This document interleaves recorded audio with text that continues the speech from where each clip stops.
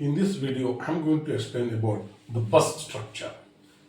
So before that, we know that our computer system is not made up of only one thing. So our computer system is made up of many units. So like keyboard, mouse, that's called input devices. And then we are having speakers, monitors, printers. So that is nothing but what output devices. And we have different types of memories like RAM, ROM, hard disks, okay, so then CD, DVD, like that, so pen drives, all this comes under the category of memory. And then we are having a major part of our computer system called CPU. So all these units is working fine. So then only I can say our system is also working fine. That means in order to say our system is working fine, we need to say how all these units are working fine. If any one of these unit like input device, okay, for example, okay, input device, whatever it may be, input device, so then output device and all type kind of memories, one category, and mainly I will say my processor, that means what, CPU. All these units should work fine individually. If all these units are working fine, then only I can say my computer system is also working fine, efficiently. So my system or computer systems work efficiently when all these units are working fine and they are interacted together in a well efficient manner. That means, see, individually cannot do with an input device. We need output device also, memory also, processor. That means all these units should interconnect together. And one more, processor. See, processor, we know that what processor contains what and all. CPU, the CPU consists of what? ALU, control unit. Other than that, it also contains what? Some registers that we discussed in the previous video. That is the connection between the processor and the memory. Okay, in that video I explained. So processor contains many types of registers like general purpose registers.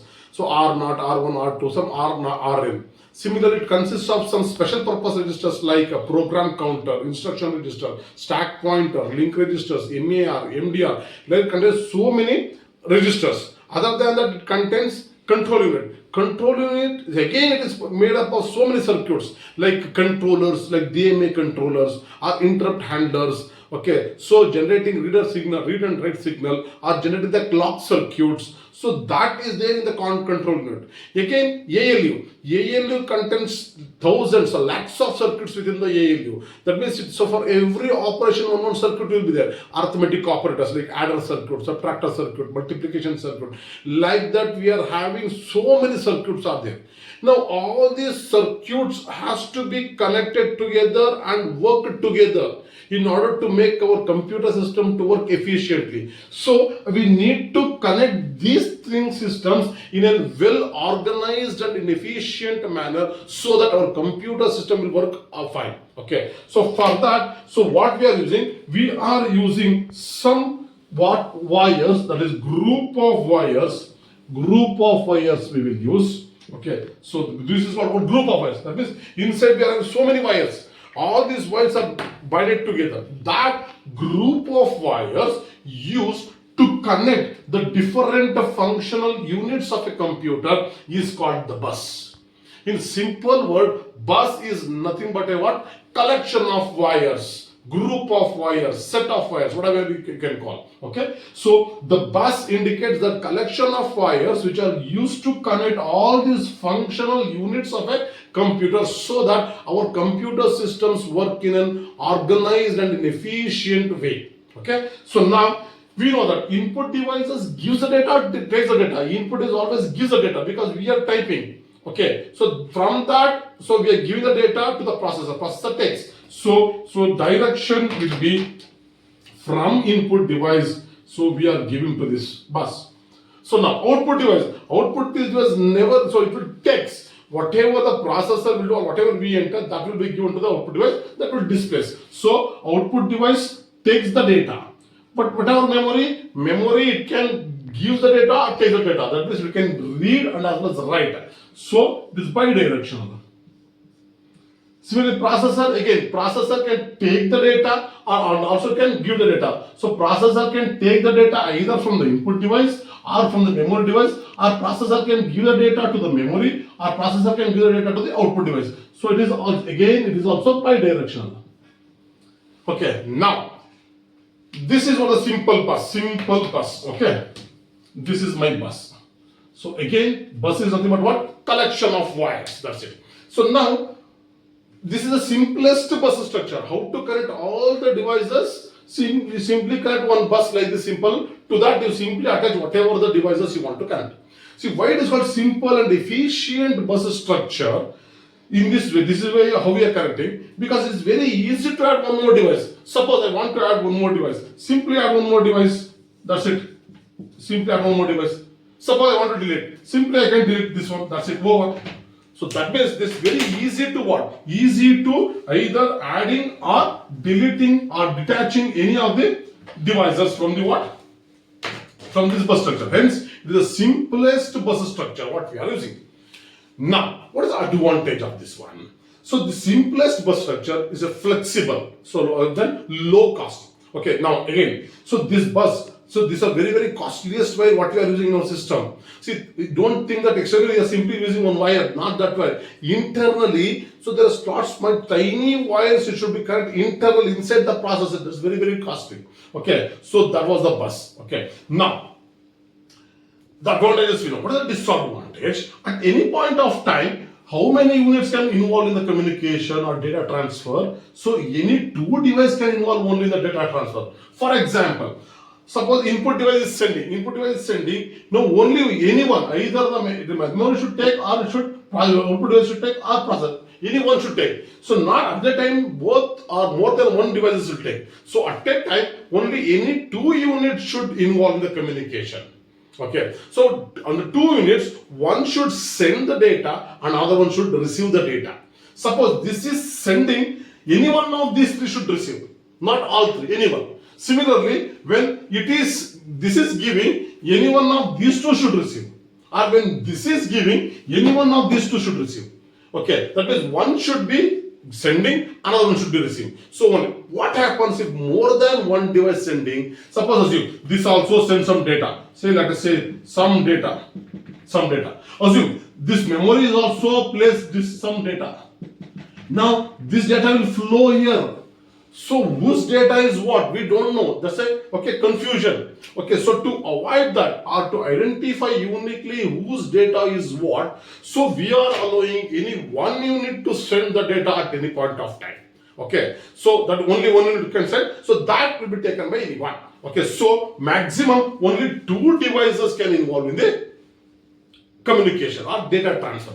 But that is a thing.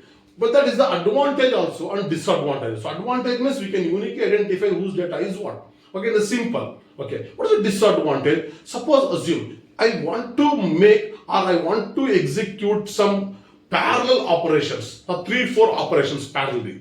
Okay, that cannot be done. So why? Because using this simple bus structure, we can make any two devices can communicate. But I want more than two devices to communicate.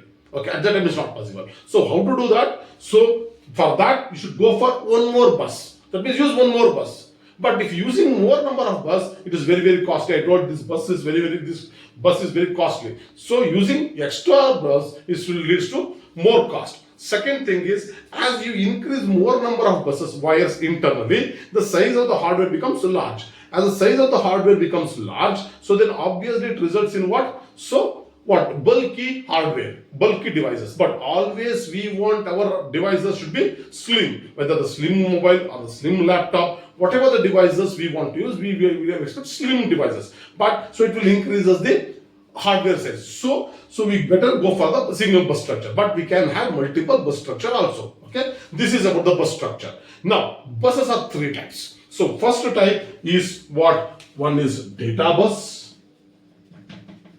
Another one is control bus. Another one is address bus.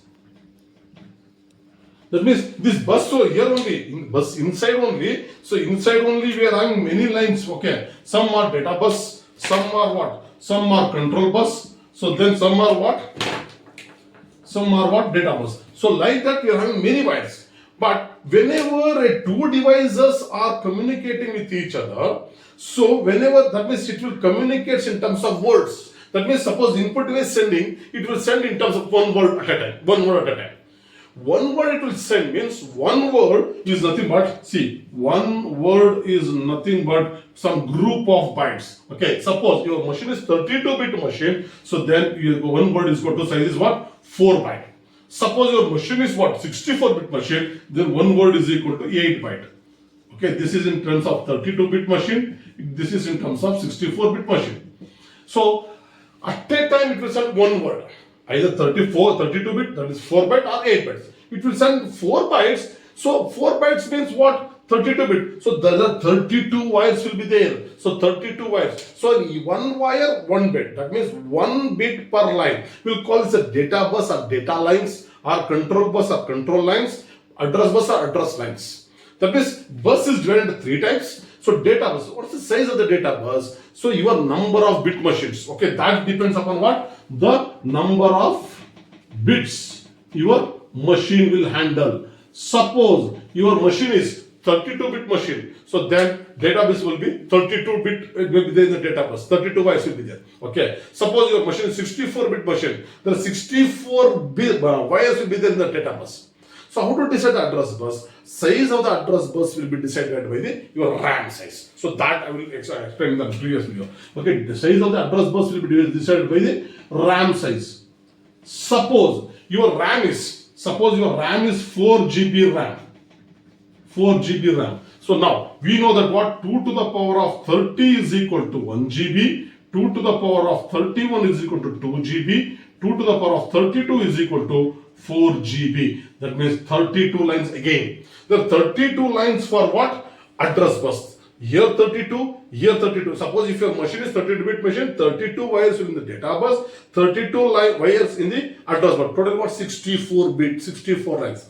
And then control bus. So hard maximum it is 5 or 8. Okay, so let's say 8-bit. Okay, so control lines are very small. So control bus, see, data bus is used to carry the data from one device to another device. Address bus, because address bus especially we are using with respect to the memory. Because yesterday I told, in the last video I told, in the memory we are in so many locations. So each and every location has an address. To identify the address, our control unit sends the address. So that address will be placed in the address bus, data placed in the data bus, and so control bus it will send either the read signal or write signal. Okay, so we are having maximum is 8 lines. So 32, 64 plus 8, 72. So 72 lines will be there in this bus. Suppose if your machine is 32-bit. Okay, so this is what the bus structure. Okay, hope you people understood the bus structure. If you have any questions, please write it in the comments. Thank you. Thanks for watching.